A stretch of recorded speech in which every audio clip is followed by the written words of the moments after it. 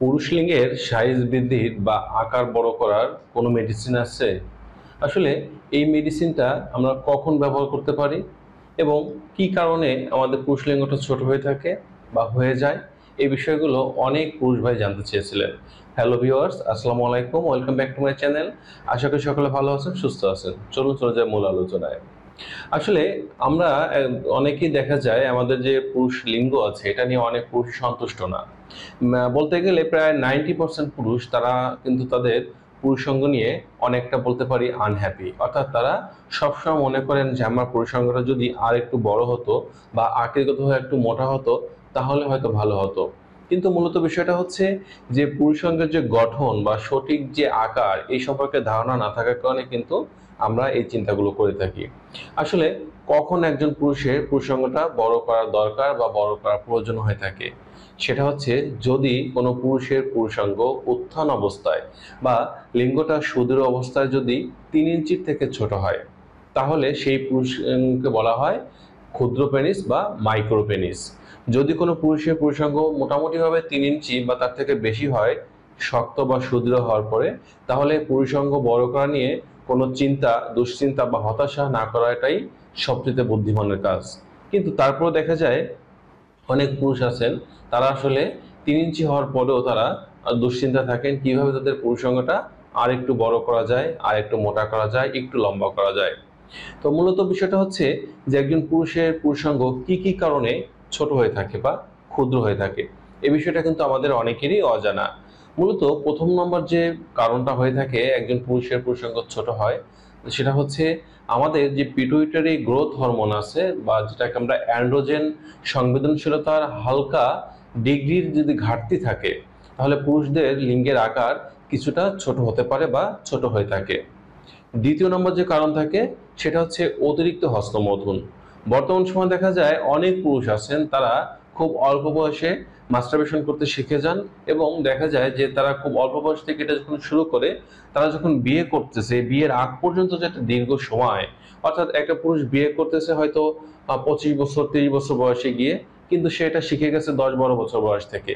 এই যে যে প্রায় 12 থেকে 15টা বছর সে এই যে মাস্টারবেশন করা শিখে গেছে বা বিয়ের আগের দিন পর্যন্ত সে মাস্টারবেশন করলো, এর ফলশ্রুতিতে যেটা হয়, আল্লাহ তাআলা তাকে হয়তো সঠিক আকৃতি দান করেছিল বা সঠিক আকারের পুরুষাঙ্গ তাকে দিয়েছিল, কিন্তু অতিরিক্ত হস্তমৈথুন করার ফলে তার যে প্যানাল টিস্যুগুলো আছে এগুলো ক্ষয়প্রাপ্ত হয় বা ক্ষতিগ্রস্ত হয়, যার ফলে এখানে পর্যাপ্ত পরিমাণে ব্লাড সার্কুলেশন হতে পারে না এবং ব্লাডটা এসে তার পুরুষাঙ্গটাকে যে মোটা করবে বা একটু দীর্ঘ সময়ে সেটাকে সুদৃঢ় রাখবে সেই সক্ষমতা হারিয়ে ফেলে।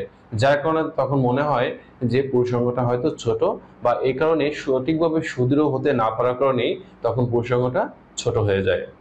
তৃতীয় নম্বর যে কারণ থাকে সেটা হচ্ছে নার্ভের আঘাতজনিত সমস্যা। যদি এমনটা হয় যে আমাদের শরীরে কিছু কিছু নার্ভ আছে যে নার্ভের সাথে আমাদের পুরুষ লিঙ্গের সংযোগ আছে, এই সকল নার্ভে যদি কোনো প্রকার আঘাত লাগে, সেই সকল আঘাতের ফলশ্রুতিতে কিন্তু পুরুষের পুরুষাঙ্গটা ছোট হয়ে থাকে।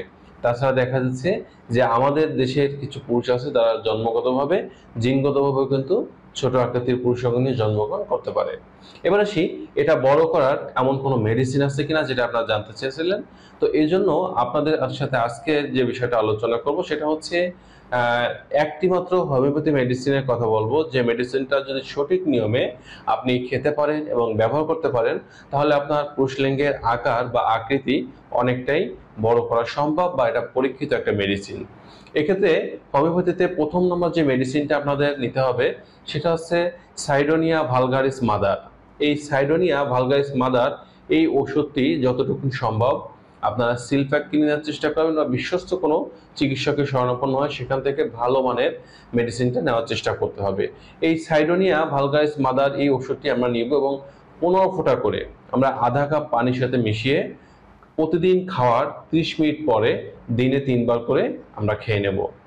এবং এর পাশাপাশি আমরা যেটা করব, আমরা দিনে 2 বার এই সাইডোনিয়া ভালগারিস যে মাদার আছে এই ওষুধটি সমপরিমাণ এবং সমপরিমাণ অলিভ অয়েল তেল দুটাকে আমরা সুন্দর করে মিক্স করব। মিক্স করে আমরা প্রতিদিন সকালে এবং রাতে আমাদের পুরুষলিঙ্গের গোড়ার দিক থেকে মুন্ডুর দিকে আমরা আলতোভাবে ম্যাসাজ করব, কিন্তু উপর দিক থেকে নিচের দিকে আসবো না।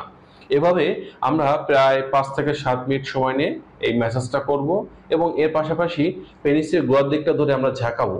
এটা হচ্ছে পেনিসের এক্সারসাইজ।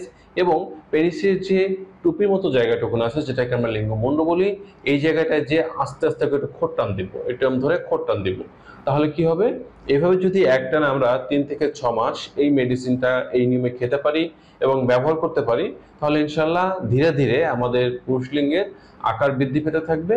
এবং একটা বিষয় সতর্কতা হিসেবে মাথায় রাখতে হবে, সেটা হচ্ছে যে উদ্দেশ্য হচ্ছে পুরুষলিঙ্গের আকৃতি পরিবর্তন করা বা বড় করা, কিছুটা উন্নতি করা।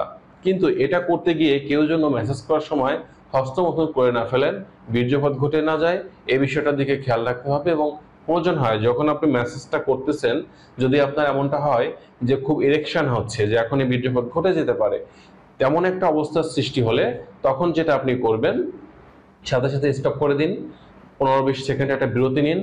যখন অনুভূতিটা চলে যাবে তখন আপনি আবার চাইলে ম্যাসাজটা করতে পারেন। এভাবে করে ম্যাসাজটা করবেন।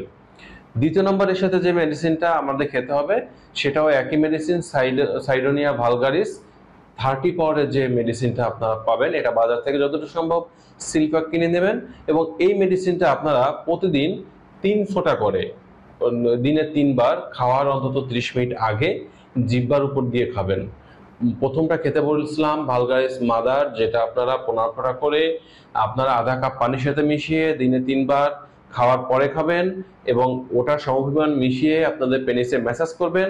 আর দ্বিতীয় নম্বরে বললাম সাইডোনিয়া ভালগারিস 30, এই যে পাওয়ারের মেডিসিনটা, এটা আপনারা প্রতিদিন দিনে 3 বার করে খাওয়ার 30 মিনিট আগে জিহ্বার উপর দিয়ে খাবেন। এইভাবে যদি আপনারা এই মেডিসিনটা একটানা 3 থেকে 6 মাস খেতে পারেন, যে নিয়ম বললাম নিয়ম মতো ব্যবহার করতে পারেন অলিভ অয়েল তেলের সাথে মিশিয়ে, ইনশাল্লাহ আপনাদের যাদের এই সমস্যাটা আছে, পুরুষাঙ্গ 3 ইঞ্চি থেকে ছোট আছে বা দেখা যাচ্ছে আকৃতিগতভাবেও অনেক নাজুক অবস্থায় আছে, এটার ব্যাপক পরিবর্তন হবে, ব্যাপক পরিবর্তন আসবে। তবে একটা বিষয় মনে রাখতে হবে যে হোমিওপ্যাথি ট্রিটমেন্টটা হচ্ছে লক্ষণ ভিত্তিক চিকিৎসা।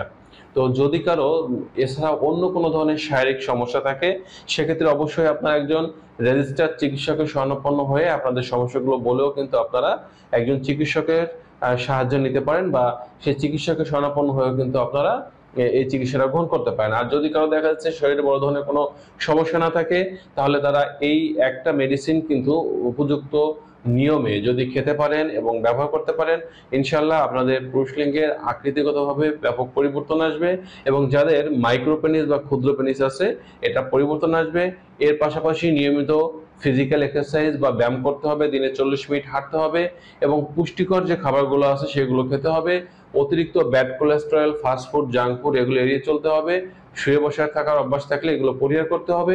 বিশেষ করে পেটে বা নিচ পেটে যদি চর্বির পরিমাণ বেশি থাকে, সেটা কমানোর ব্যবস্থা করতে হবে। তো বন্ধুরা, এই ছিল আজকের বিষয়। তো আপনাদের নারী এবং পুরুষের যৌন স্বাস্থ্য বিষয়ক যে কোনো তথ্যবহুল ভিডিওগুলো পাওয়ার জন্য এবং বিভিন্ন রোগের চিকিৎসার জন্য যে মেডিসিনগুলো, এটা পাওয়ার জন্য অবশ্যই আপনারা কমেন্ট বক্সে কমেন্ট করতে পারেন। আমি চেষ্টা করব আপনাদের প্রত্যেকটি কমেন্টসের রিপ্লাই ভিডিও দেওয়ার জন্য। সকলে ভালো থাকবেন। আজ এ পর্যন্তই। আল্লাহ হাফেজ।